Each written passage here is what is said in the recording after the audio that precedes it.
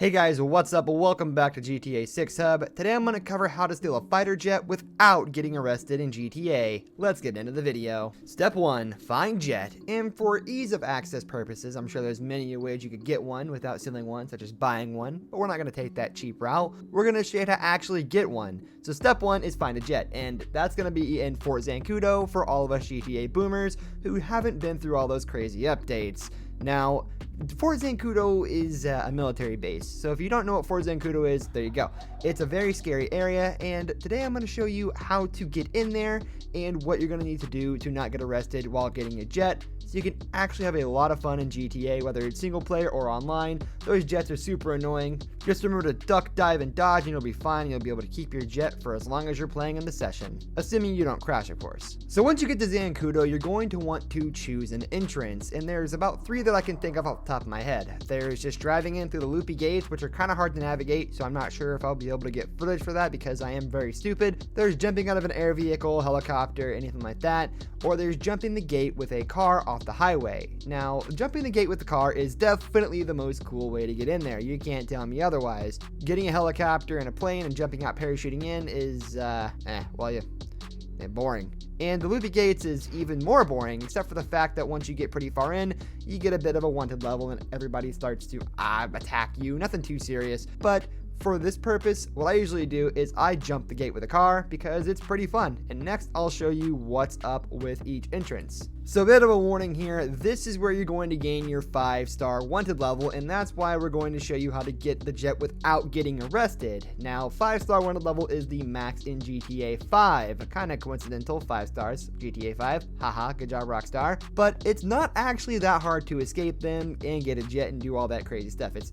pretty easy as a matter of fact. So let's get into it. So if you went aerial, you're going to jump out above or near a jet. Don't go too high because you'll be shot down by the auto-targeting missiles.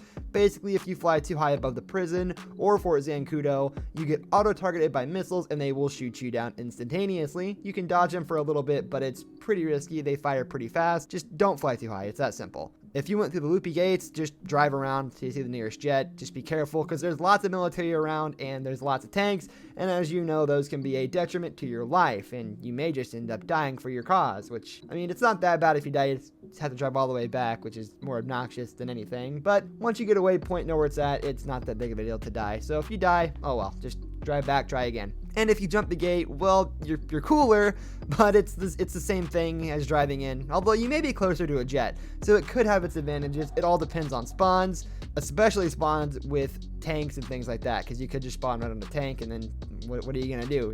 You're going to drive away from that tank that's aiming right at you? No, you're not. Now, the next step is to make it to the jet and get in. Now, be cautious of the auto-locking missiles that will attack you if you're flying too high, like I mentioned before, and obviously watch out for your tanks. Of course, it's driven by an AI, and as you know, AI have the auto-targeting in their coding, so of course they're going to be a bit harder to dodge as well. But with a little bit of turning, flying, and spinning, dipping, and diving, I'm sure you'll be fine. It's really not that hard to get in and out of Fort Zancudo if you want the truth. So, I mean, it's kind of hard to get out of the prison. So, good job, military. But yeah, just start taking off and fly out. Once you're successfully out of Fort Zancudo, just fly super high once you're out of the base and just get high up in the sky. What you want to do is avoid all sides of police, including helicopters, which actually aren't that hard to dodge in a jet for obvious reasons. It's pretty fast. Now, once you do this, you're going to just take off and fly. It's probably going to take about 1.5 to 2 minutes, maybe even 2.5 minutes, but eventually the stars will start flickering once you're out of their line of sight, and then the stars will go away. And obviously, if you don't get arrested and you're out of there with your jet without any wanted stars, this video has served its purpose completely and you owe us a like on the video. Now, just fly till your stars are gone and you're done. Jet's yours. Have fun in GTA Online causing mayhem or just flying around chilling, but keep in mind to watch out for players too because they are pretty mean. That's going to do it for today's video, guys. Thank you for watching. If you enjoyed the video, leave a like on the video and don't forget to subscribe to our channel. I'll catch you next time. Goodbye.